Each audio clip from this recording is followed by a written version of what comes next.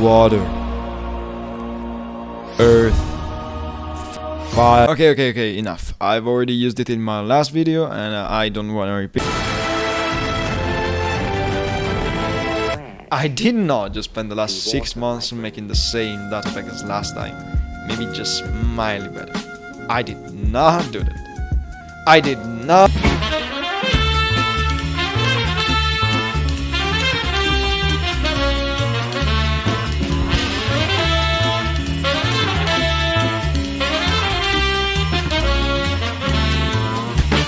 So first off, we gotta talk activation. So usually when a mod maker wants to do something like this, they just add a new key binding. You know, easy life, Java. The problem with Datapacks, however, is that they run on a server, you know. Minecraft is programmed in a way in which you are always interacting with a server, even when you're playing single player. Which means, since the world is hosted on a single player, since the world is hosted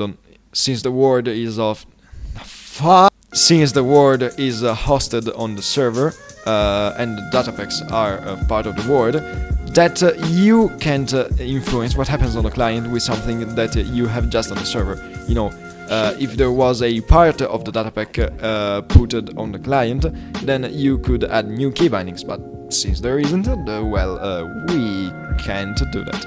But we can use existing key bindings. So for example, I think I'm gonna use a shift because that's the standard key binding to make shit happen. Then to select which ability you want to perform, I think we can use a binding system where you bind a technique to a specific hotbar slot.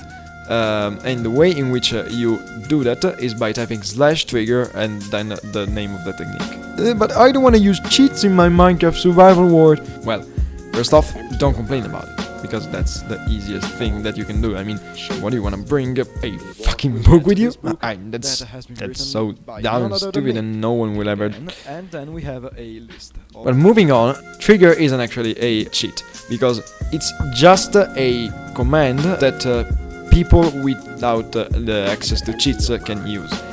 So it's actually pretty easy, and since you know, you can add key binding, so I can't add a new full SGUI, you gotta settle with that. So yeah, /trigger and then the name of the technique, and you can it will be bound to your currently selected hotbar slot. And there is also trigger remove technique, which clears the hotbar slot that you have selected.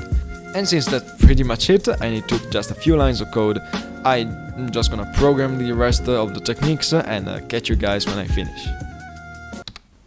Yeah, quirky, that was 2 months ago. And you may be wondering, how did it take you so long to make, like, the abilities? And since you seem to be curious about the process in which you create a technique, let me just simply walk you through it. I mean, it's kinda complicated and hard, but I'll go kinda fast. You need a scoreboard objective, you need a trigger objective, you need to add an entry in the remove technique, you need a folder with functions about what the technique does, then you need to add an entry in the show bounce to make it show when you select it in your hotbar, then you gotta add an entry in trigger detect to make the trigger actually usable and bindable, and you also gotta detect whenever a vendor is using it by pressing shift and repeat it for each and every technique of this Datapack, which there are a lot of. So that's why it took 2 months. And you can bet your ass I am gonna do a montage of the techniques I like the most, so...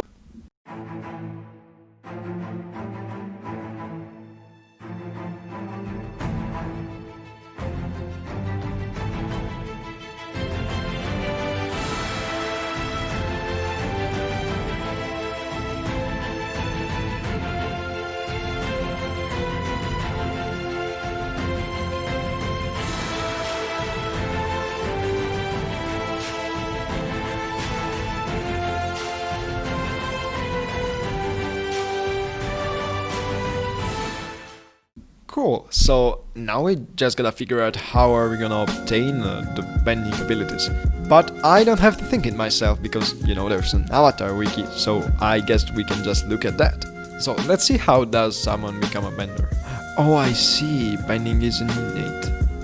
Well, there must have been a first bender reach element, I guess. Let's look for that. So, okay, the first water bender was...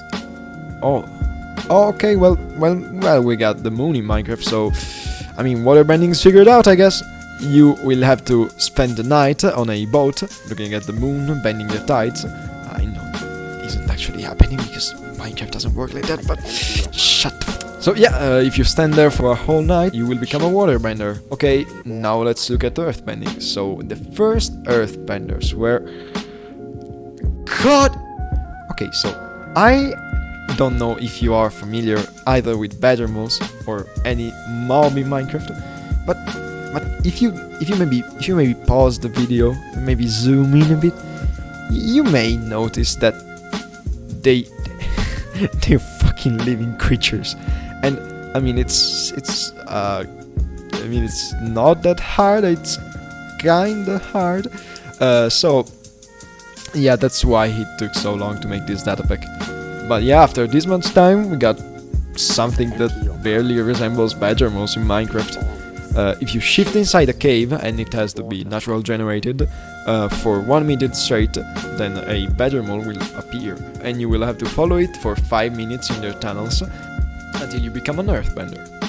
Fine. So, what about airbending? Oh, you mother! So, while badger moles just move in a straight line, flying bison actually, you know, fly.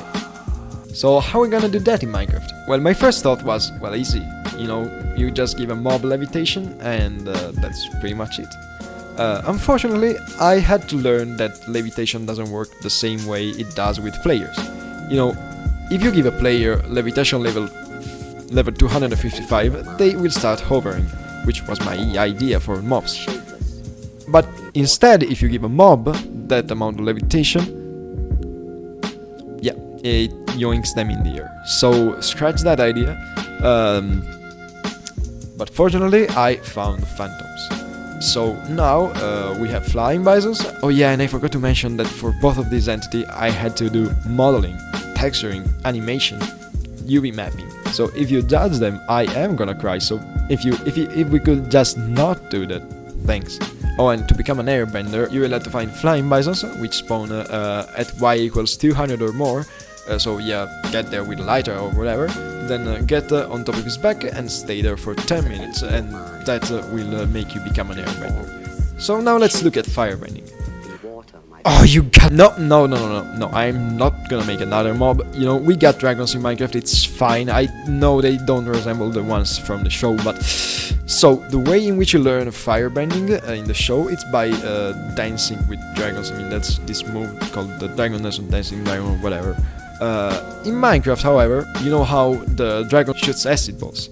Well, if you are quick enough, you can set them on fire, and if you do that enough times, you will become a firebender. Also, after you do so, you get a message asking whether you wanna stay in the end or go back to the overworld. So, the Datapack link is in the description. If you want to download it, I mean, download it, don't download it, subscribe, don't subscribe, doesn't really matter. All that I know is that I'm so happy that it's finally over, and you will probably not see Avatar content on my channel for a long time. At least I hope so. So yeah, I guess see you guys in the next video, whenever that will be, and goodbye. Be water, my friend.